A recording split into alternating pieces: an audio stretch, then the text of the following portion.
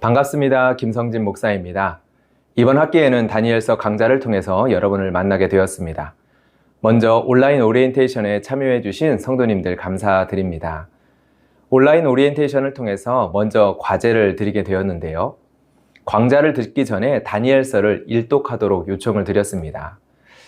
특별히 시간을 정해서 한 호흡으로 다니엘서를 읽어보도록 권면을 드렸는데요. 여러분들 어떠셨습니까? 읽기가 수월하셨나요?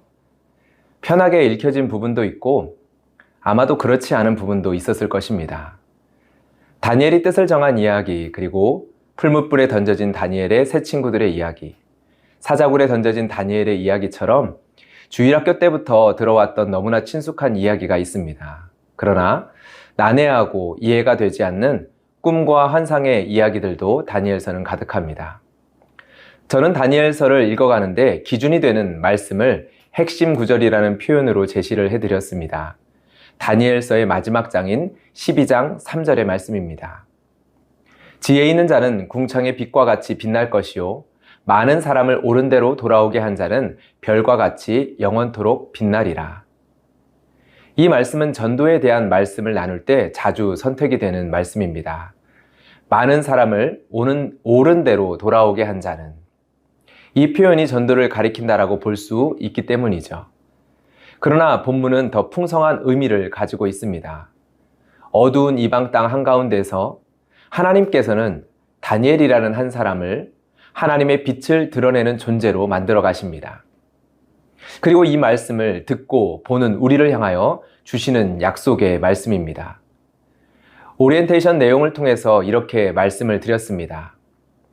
오늘도 우리는 세상의 강한 도전을 마주하며 살아갑니다. 우리를 향한 세상의 강한 힘 앞에서, 때로는 세상의 달콤한 유혹과 회유 속에서 우리는 신앙의 도전을 경험을 하죠. 여러분, 세상 속에서 여러분들의 모습은 어떠하십니까? 그리스도인으로 살아가는 우리의 모습이 때로는 세상과 구분이 되지 않을 때가 있습니다. 때로는 세상 속에서 분리되어져 버린 삶을 살기도 합니다. 그러나 다니엘서를 통해서 하나님께서 세상 속에서 하나님이 보시기에 별과 같이 영원토록 빛나는 인생으로 우리를 초대하고 계십니다. 세상 속에서 하나님 나라를 살아가는 모습을 보여주며 우리에게 약속을 주시고 또한 그 자리로 우리를 초대하고 계십니다. 이 강좌를 시작하면서 저는 여러분들에게 이러한 도전으로 시작해 보고자 합니다. 하나님이 보시기에 별과 같이 영원토록 빛나는 인생을 꿈꾸어 볼 수 있길 바랍니다. 궁창의 빛과 같이 빛나는 존재로 만들어 가시는 하나님의 긍휼의 손길에 우리를 맡겨보는 시간이 되기를 소망합니다. 이제 본문의 내용으로 들어가 보겠는데요. 오늘 우리가 살펴볼 말씀은 다니엘서 1장입니다. 먼저 간단히 배경에 대해서 말씀을 드리겠습니다. 이스라엘은 통일왕국 시대와 분열왕국 시대로 구분이 됩니다. 솔로몬 이후 이스라엘은 북쪽 이스라엘 그리고 남쪽 유다로 나눠지게 되었습니다. 북이스라엘은 BC 721년경 아시리아라는 제국에 의해서 멸망을 당하게 됩니다. 그리고 남유다는 587년에 바벨론의 왕 느부갓네살에 의해 멸망을 당하게 됩니다. 남유다는 587년에 망하게 되어지지만 605년과 597년 두 번에 걸쳐서 이미 수도 예루살렘이 공격을 당하는 일이 있었습니다. 그리고 이 두 번에 걸쳐서 많은 백성들이 노예로 끌려가게 되어지죠. 이렇게 3차에 걸쳐서 이스라엘 백성들은 포로로 바벨론으로 끌려가게 되어지는데요. 605년에는 1차 포로로 다니엘과 새 친구들, 이들이 노예로 끌려가게 되어집니다. 그리고 597년에는 2차 포로로 에스겔 선지자가 노예로 끌려가게 되어집니다. 오늘 우리가 살펴볼 다니엘 1장의 배경은 바로 BC 605년입니다. 다니엘서 3절부터 보면 바벨론의 왕 느부갓네살은 한 가지 명령을 내립니다. 포로들 가운데 왕족과 귀족 몇 사람을 선택해서 바벨론 왕궁을 섬기도록 특별 훈련을 하라는 것입니다. 여기에 당시 10대였을 다니엘과 그의 세 친구가 발탁이 됩니다. 그리고 3년의 시간 동안 바벨론화를 하는 작업이 진행이 되어집니다. 이스라엘의 다음 세대를 이끌어갈 아이들에게 최고의 환경 속에서 바벨론의 학문을 공부할 수 있는 기회가 주어진 것입니다. 여러분, 이것은 한 개인에게는 천금 같은 기회입니다. 포로지에서 신분이 바뀔 수 있는 기회를 얻게 된 것이기 때문이죠. 그러나 또한 이것은 위기이기도 합니다. 그들은 더 이상 유대인이 아닌 바벨론인으로 살아가야 했기 때문이죠. 그들은 멸망한 이스라엘이 아닌 이스라엘을 멸망시킨 바벨론의 번영과 바벨론의 유익을 위해 살아가는 삶을 선택해야 했습니다. 여러분, 다니엘과 세 친구들은 지금의 상황을 어떻게 받아들이고 있습니까? 기회로 받아들였나요? 아니면 위기로 받아들였습니까? 우리가 잘 아는 말씀이죠. 다니엘은 뜻을 정하여. 여러분, 다니엘은 뜻을 정하여 왕의 음식과 그가 마시는 포도주로 자기를 더럽히지 아니하기로 합니다. 다니엘은 왕이 주는 음식과 그가 마시는 포도주로 자기를 더럽히는 것, 자신을 부정하게 하는 일을 거부하죠. 그런데 여러분, 우리가 오늘 본문을 통해서 이해해 볼 것이 있습니다. 다니엘은 거절만 한 것이 아닙니다. 다니엘은 그에 앞서서 세 가지 동의를 하게 되어집니다. 첫 번째 동의는 무엇입니까? 바벨론의 학문을 배우는 것에 동의합니다. 다니엘은 왕립학교에 들어가 갈대아 언어와 학문을 공부합니다. 당시의 갈대아어는 쐐기 문자로 불려지는 히브리어보다 더 복잡한 언어였습니다. 새로운 언어를 통해 새로운 학문을 공부를 합니다. 그런데 여러분, 지금으로부터 2600년 전의 학문이라는 것은 매우 종교적인 것이었습니다. 당시 바벨론의 문명은 고대 세계에서 가장 오래되고 가장 발전한 문명 중 하나가 맞습니다. 그러나 당시의 학문은 종교와 뒤섞여 있었죠. 마술, 점성술, 그리고 온갖 미신적인 내용들이 혼재되어 있었습니다. 다니엘이 배운 학문은 바벨론의 신들과 신들에 대한 미신적인 내용들로 가득 차 있었을 것입니다. 그런데 본문은 무엇을 이야기를 합니까? 그들은 이 학문을 열심히 공부했습니다. 그뿐만 아니라 하나님이 친히 그들에게 그들이 배우는 모든 것을 이해할 수 있게 해 주셨습니다. 이 부분이 참 놀랍게 여겨지는 부분입니다. 뒤에 가서 다시 한 번 더 살펴보기로 하고요. 세 가지 동의가 있었다라고 말씀을 드렸습니다. 두 번째 동의입니다. 두 번째 동의는 바벨론이라는 정부를 위해 일하는 것에 동의한 것입니다. 다니엘은 자신이 받는 지금 이 교육의 목적이 무엇인지 모를 수 없었습니다. 바벨론 정부를 위해 일하는 관직에 오르는 것이었죠. 지금 배경이 되는 시기는 605년이라고 말씀을 드렸습니다. 그 이후에 어떠한 일이 일어났습니까? 597년 그리고 587년 두 번에 걸쳐서 예루살렘이 바벨론에 의해서 철저히 멸망하는 일이 일어납니다. 후대의 역사의 관점에서 보면 다니엘이 동의한 일은 어떠한 의미가 되나요? 앞으로 597년, 587년 장차 예루살렘을 완전히 멸망시킬 바벨론을 위해 일한다는 것입니다. 여러분, 세 번째 동의는 유대인식 이름을 바벨론식 이름으로 바꾸는 것에 동의한 것입니다. 히브리식 이름은 여호와의 신앙에 입각해서 지은 거룩한 이름이었습니다. 다니엘이라는 뜻은요, 하나님은 나의 심판자이시다 라는 뜻을 가지고 있습니다. 하나냐는 여호와는 은혜로우시다 라는 뜻을 가지고 있습니다. 미사엘은 누가 하나님과 같으랴 라는 뜻을 가지고 있습니다. 아사랴는 여호와는 돕는 자이시다 라는 뜻을 가지고 있습니다. 그런데 여러분, 그들에게 바벨론식 새로운 이름이 주어집니다. 그런데 그 이름들은 바벨론 신의 이름을 담고 있습니다. 여호와 하나님의 이름 대신 이방 땅 우상의 이름으로 불려지게 되는 것입니다. 다니엘이 받은 벨드사살이라는 이름은 벨이여, 당신의 생명을 보존하소서라는 뜻을 가지고 있습니다. 바벨론의 신 벨을 향한 찬양을 담고 있는 이름이죠. 우리는 질문을 가지게 됩니다. 왜 다니엘은 바벨론의 언어와 학문, 그리고 관료직과 이름을 수용했는가? 왕의 음식은 단호하게 거부했던 그들이 왜 이 세 가지에 대해서는 수용을 했을까요? 그들이 신앙의 이름으로 단호하게 거부한 것은 음식뿐만이 아니었습니다. 새 친구들은 왕의 금신상 앞에서 죽기를 각오하고 절하지 않았습니다.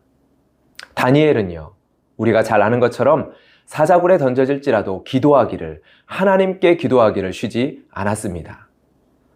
그런 그들이 왜 세 가지에 대해서는 동의를 한 것일까요? 이때는 그들이 아직 어리고 그들의 신앙이 아직 연약했기 때문일까요? 그렇다면 그들이 뜻을 정하여 왕의 음식을 먹지 않기로 한 것을 어떻게 이해할 수 있습니까? 본문이 우리에게 직접적이지는 않지만 간접적으로 보여주는 바 2절 말씀이 있습니다. 2절 말씀을 제가 한 번 더 읽어보도록 하겠습니다. 주께서 유대왕 여호야김과 하나님의 전 그릇 얼마를 그의 손에 넘기심에 그가 그것을 가지고 신할 땅 자기 신들의 신전에 가져다가 그 신들의 보물 창고에 두었더라. 아멘. 여러분, 성경은 이야기합니다. 바벨론의 힘이 강하여 하나님의 전에서 그릇을 가져간 것이 아니라고요. 주께서 그의 손에 넘기신 것이라고 말씀하고 있습니다. 하나님께 드려졌던 그릇이, 하나님을 섬기기 위해 사용되었던 그릇이 바벨론의 땅에 와서 그들의 신을 섬기는 신전의 보물창고에 놓여졌습니다. 그런데 그것은 주께서 그의 손에 넘기신 것입니다. 여러분, 이 사실을 우리에게 잘 보여주는 성경이 있습니다. 예레미야서입니다. 예레미야라는 선지자는요, 587년 예루살렘의 멸망을 앞두고 활동했었던 선지자입니다. 그는 하나님께서 이스라엘을 바벨론의 손에 넘기셨다라는 이야기를 끊임없이 그의 백성들에게 선포했었던 선지자입니다. 예레미야 29장 4절부터 7절의 말씀을 제가 한번 읽어보겠습니다. 만군의 여호와 이스라엘의 하나님께서 예루살렘에서 바벨론으로 사로잡혀 가게 한 모든 포로에게 이와 같이 말씀하시니라. 너희는 집을 짓고 거기에 살며 텃밭을 만들고 그 열매를 먹어라. 아내를 맞이하여 자녀를 낳으며 너희 아들이 아내를 맞이하며 너희 딸이 남편을 맞아 그들로 자녀를 낳게 하여 너희가 거기에서 번성하고 줄어들지 아니하게 하라. 너희는 내가 사로잡혀 가게 한 그 성읍의 평안을 구하고 그를 위하여 여호와께 기도하라. 이는 그 성읍이 평안함으로 너희도 평안할 것임이라. 하나님께서는 예레미야를 통해서 주신 말씀이 있습니다. 바벨론 포로로 사로잡혀간 자는 그 사는 곳에 복을 위해 수고해야 한다라는 것입니다. 왜입니까? 이 일은 하나님께서 행하신 일이기 때문입니다. 하나님께서 행하신 일. 여러분, 포로지에서 지금 벌어지고 있는 일을 하나님의 일로 받아들이지 못한 사람이 있다면 그들에게는 두 가지의 선택지가 있습니다. 첫 번째는 좌절입니다.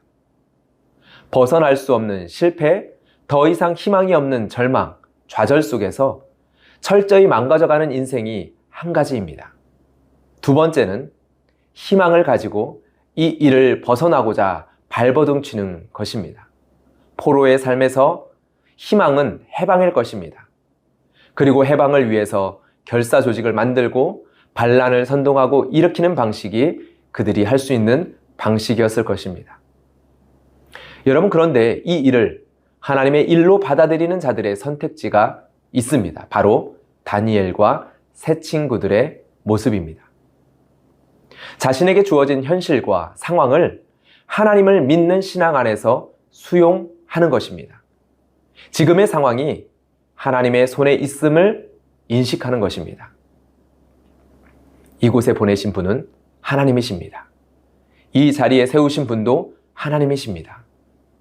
우리를 넘기신 분은 우리를 회복하실 수 있는 분이며 우리를 회복하시겠다 약속도 주신 분이십니다. 지금의 현실이 아무리 절망스럽고 희망이 없다라고 하더라도 여전히 변함없이 하나님의 손에 나의 삶이 있음을 고백합니다. 여러분, 이러한 관점으로 다시금 다니엘과 새 친구들이 세 가지 동의를 했었던 것들을 한번 생각해 보면 어떨까요? 이 유대인 10대들은 공부에 전념합니다.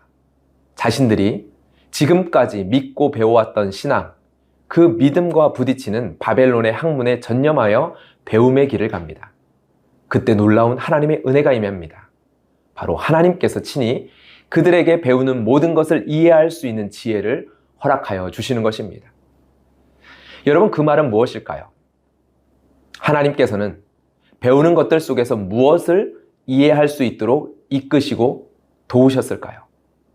바벨론의 종교, 바벨론의 철학, 바벨론의 이념에 설득될 수 있도록 도와주셨을까요? 정반대였겠죠. 하나님께서는 친히 그들에게 학문을 주시고 모든 서적을 깨닫게 하시고 지혜를 주셨다라는 것, 그것은 그들이 하나님을 믿는 신앙과 지혜와 지식을 더욱 온전하게 갈고 닦고 빚어지게 만드는 시간이었을 것입니다. 하나님을 믿는 신앙, 하나님께서 가르치시는 바벨론의 사람들이 믿는 신앙의 차이를 더욱 분명하고 선명하게 이해하게 되었을 것입니다. 아는 것을 넘어서서, 이해하는 것을 넘어서서 분별하고 구분해낼 수 있는 지혜를 얻었다라는 것이죠. 거짓들 속에서 참된 것을 찾아낼 수 있는 지혜. 여러분, 참된 것을 드러내기 위해서 거짓된 것을 설명할 수 있는 지혜, 이러한 지혜가 있었던 것입니다.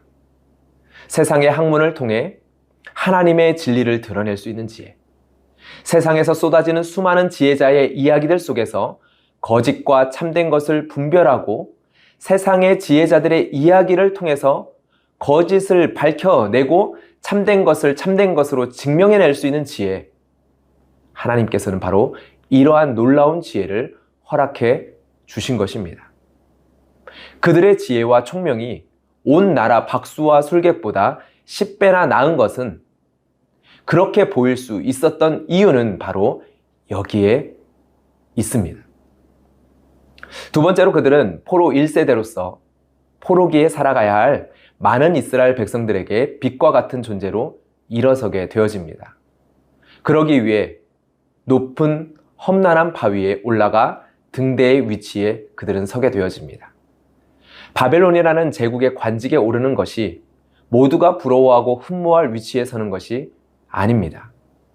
등대가 등대의 역할을 하기 위해서는 가장 험난한 자리에, 파도와 바람을 마주해야 하는 자리에 서 있어야 합니다.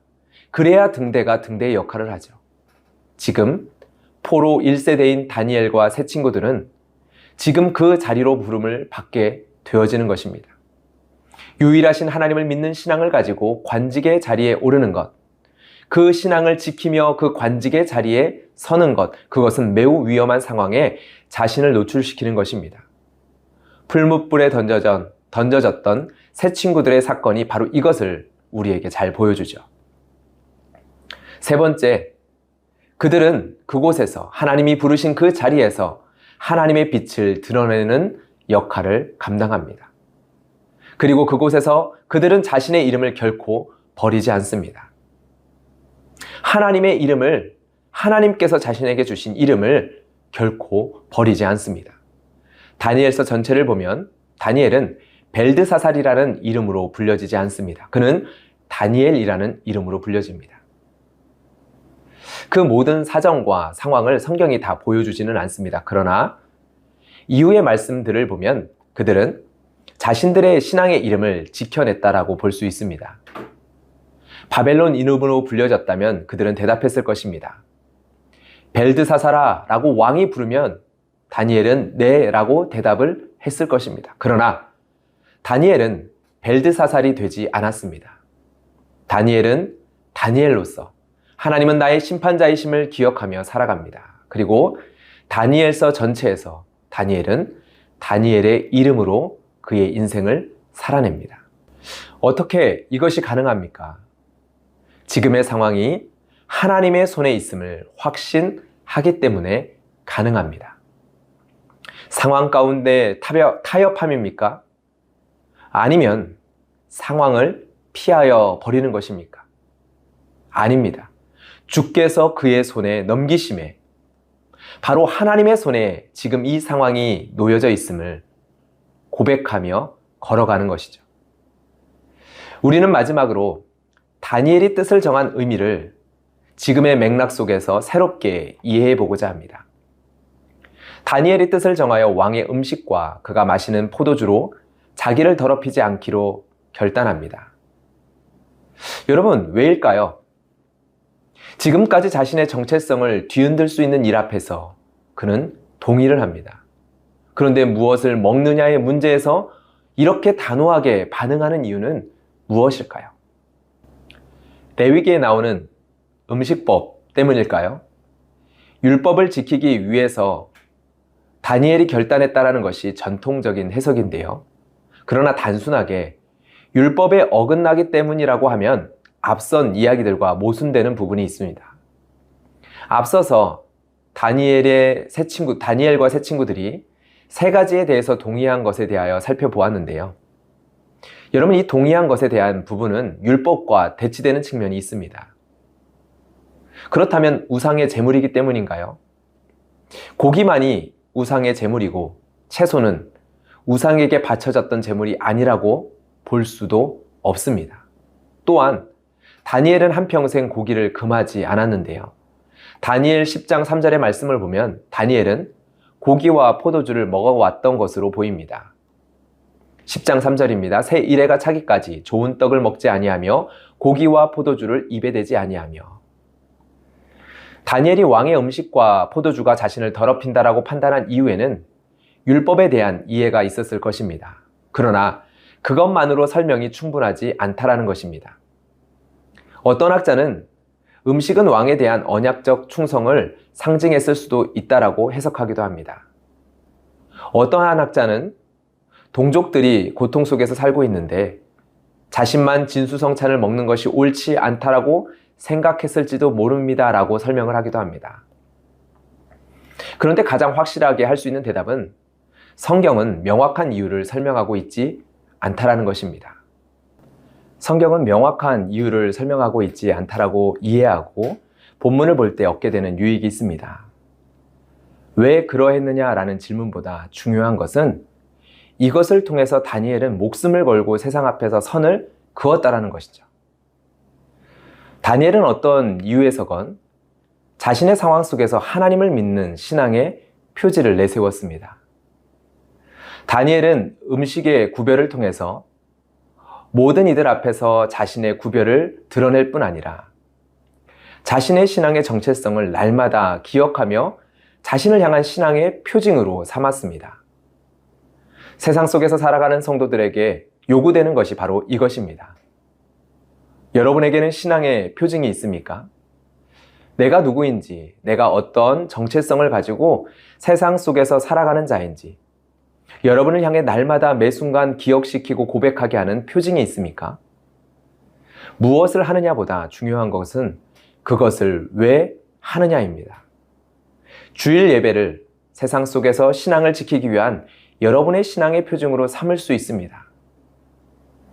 직장에서 이른 아침 사무실을 정돈하고 정리하는 행동, 이러한 일상적인 행동을 여러분 안에 주신 복음과 말씀에 대한 신앙의 표징으로 삼는 사람이 있을 수도 있습니다. 여러분은 하나님은 나의 주이시며 왕이십니다라는 여러분의 이름, 그 정체성을 지키기 위한, 그리고 그것을 고백하고 드러내기 위한 표징이 여러분의 삶 가운데 있습니까? 신앙생활을 하고 있다.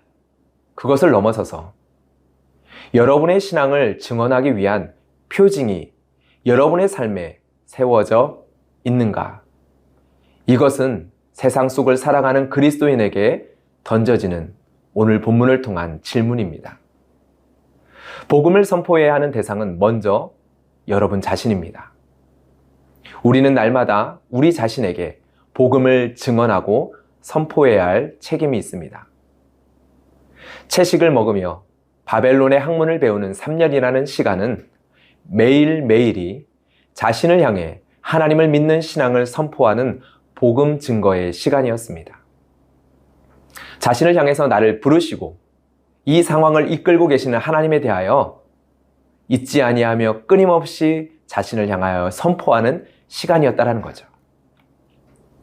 말씀을 정리하고자 합니다. 여러분, 이러한 다니엘에게 하나님께서는 당신의 긍휼하심으로 돌보아 주십니다. 열왕기상 8장을 보면 솔로몬이 성전을 봉헌식을 하며 하나님께 올려드리는 기도문이 나오는데요. 50전의 말씀에 이러한 말씀이 있습니다. 주께 범죄한 백성을 용서하여 주께 범한 그 모든 허물을 사하시고 그들을 사로잡아간 자 앞에서 그들로 불쌍히 여김을 얻게 하사 그 사람들로 그들을 불쌍히 여기게 하옵소서. 하나님께서는 이 기도를 기억하셨습니다. 그리고 이 기도대로 긍휼을 베풀어 주십니다. 다니엘 1장 9절 말씀입니다. 하나님이 다니엘로 하여금 환관장에게 은혜와 긍휼을 얻게 하신지라. 여기서의 긍휼이 불쌍히 여기다입니다. 그들을 사로잡아간 자 앞에서 그들로 불쌍히 여김을 받게 하셨습니다. 여러분, 다니엘서 1장은 이렇게 처음부터 끝까지 하나님의 긍휼이 흘러내리고 있는 말씀입니다. 하나님께서 성전의 그릇을 넘기셨습니다. 주께서 넘기신 것입니다. 그의 백성도 마찬가지겠죠. 포로로 끌려간 바벨론의 힘이 아니라 주께서 자신의 백성을 바벨론의 손에 넘기신 것입니다. 주께서 바벨론의 땅에 보내신 것입니다. 넘기셨다라는 것은 도로 찾을 수 있는 분도 하나님이다라는 사실입니다. 하나님께서는 내어주신 당신의 성전의 그릇을 도로 찾아올 것입니다. 그리고 그 그릇을 찾아오는 것처럼 하나님께서는 또한 바벨론의 땅에서 보호하시고 지켜주신 그의 백성들을 도로 찾아오실 것입니다. 하나님께서는 다니엘에게 긍휼을 베푸셔서 보호하십니다. 솔로몬의 기도에 응답하여 주시는 거죠. 채소만 먹은 그들의 얼굴이 더욱 아름답고 살이 더욱 윤택하여 보기 좋게 하십니다. 학문을 주시고 깨닫는 지혜를 주십니다. 온 나라 박사와 술객보다 지혜와 총명이 10배나 더 낫다라는 평가를 얻게 하십니다. 그리고 이러한 하나님의 돌보심의 극치로 등장하는 말씀이 1장 22절의 말씀입니다. 다니엘은 고레스 왕 원년까지 있으니라. 여러분, 다니엘이 포로로 끌려온 지 약 70년이 지나던 때 바벨론이라는 제국은 무너지고 메데 바사라는 새로운 제국이 등장합니다. 그리고 그 제국의 고레스 왕 원년에 하나님께서는 이스라엘 백성들을 다시금 약속의 땅으로 불러 모으십니다. 예레미야 선지자를 통하여 70년 후에 회복하리라 말씀하셨던 그 하나님께서 그 일을 이루시는 거죠. 다니엘은 바로 고레스 왕 원년까지 그 이방 땅에서 살아갑니다. 다니엘은 어떠한 사람입니까? 바로 하나님의 이 약속의 증거자입니다. 포로기 70년이라는 어둠 속에서 하나님께서는 이스라엘을 바벨론 땅에서 지키시고 보호하고 계셨음을 보여주는 밝은 태양과 같은 증거가 바로 다니엘 자신이었습니다. 다니엘의 존재가 바로 그러했습니다. 다니엘은 절망의 땅에서 이스라엘 백성들이 절망이 아닌 하나님을 소망하고 하나님을 노래할 수 있도록 빛을 비추는 빛과 같은 존재로 살아갑니다. 다니엘은 고레스 왕 원년까지 있으니라. 여러분은 어떠한 시대를 살아가고 있습니까? 여러분은 지금 어떠한 시간을 지나가고 계십니까? 여러분은 세상에 어떠한 힘을 경험하고 계십니까? 그리고 여러분은 세상에 어떠한 강함을 마주하고 있습니까? 여러분은 세상에 어떠한 유혹과 달콤한 속삭임을 듣고 계십니까? 여러분의 삶을 하나님의 일로서 받아들이고 계십니까? 아니면 여러분의 삶을 부정하고 계십니까? 내게 주어진 상황을 하나님의 일로서 받아들이는 것이 우리의 무기력함, 상황에 대한 무지함, 주어진 일에 대한 무책임함의 이유가 될 수는 없습니다. 우리의 삶을 이해하기 위한 지혜가, 우리의 현실을 해석할 수 있는 지혜를 찾기 위한 노력이, 우리의 삶을 복음으로 살아내기 위한 책임이 우리에게 주어져 있습니다.